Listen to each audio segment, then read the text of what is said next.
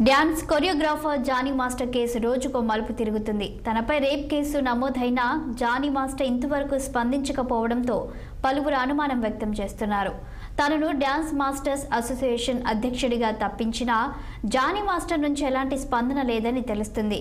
అయితే Johnny master shooting కోసం ముంబై వెళ్లారని ఆయన సన్నిహితులు తెలిపారు. రేప్ కేసులో జానీ మాస్టర్ని పోలీసులు అరెస్ట్ చేసే అవకాశం ఉందని, దీనికి సంబంధించి జానీ మాస్టర్కి నోటీసులు కూడా పంపుతున్నట్లు తెలుస్తోంది.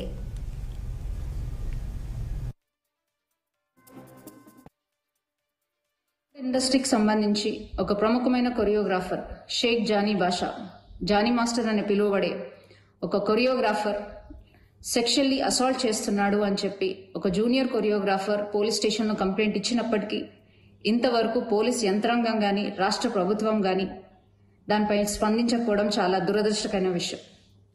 అమ్మాయి తన కంప్లైంట్ కాపీలో క్లియర్గా మెన్షన్ చేసినప్పటికీ గత 5 సంవత్సరాల నుంచి, అంటే ఆ అమ్మాయి మైనర్గా ఉన్నప్పటి నుంచి అతను వేధిస్తున్నాడు, సెక్షువల్ ఫేవర్స్ అడుగుతున్నాడు, అలాగే మతం మార్చుకొని తనని పెళ్లి చేసుకోవాలని ఒత్తిడి తెస్తున్నాడు అని క్లియర్ కట్గా మెన్షన్ చేసినప్పటికీ ఆ జానీ మాస్టర్ అనే వ్యక్తిని ఇంతవరకు పోలీసులు అరెస్ట్ చేయకపోవడం, అతను నెల్లూరులో ఉన్నాడు అని తెలిసి కూడా అతన్ని అరెస్ట్ చేయకపోవడం, అలాగే రాష్ట్ర ప్రభుత్వం దీనిపై స్పందించకపోవడం చాలా దురదృష్టకరమైన విషయం.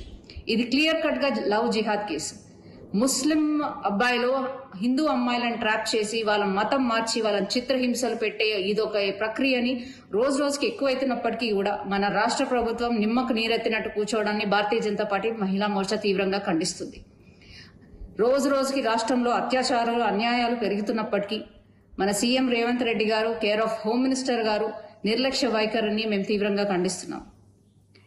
ఇది వెంటనే లవ్ జిహాద్గా కేసుగా తీసుకోవాలని, అలాగే ఆ అమ్మాయికి వెంటనే న్యాయం జరగాలని, న్యాయం జరిగే విధంగా భారతీయ జనతా పార్టీ మహిళా మోర్చా తనకు అండగా ఉండి ఆమెకి న్యాయం చేసే విధంగా పోరాడతామని, దీన్ని ఎటువంటి పక్షపాతం వహించకుండా ఈ కేసు సాల్వ్ చేయాలని విజ్ఞప్తి చేస్తున్నాం. శిల్పకళ వేదిక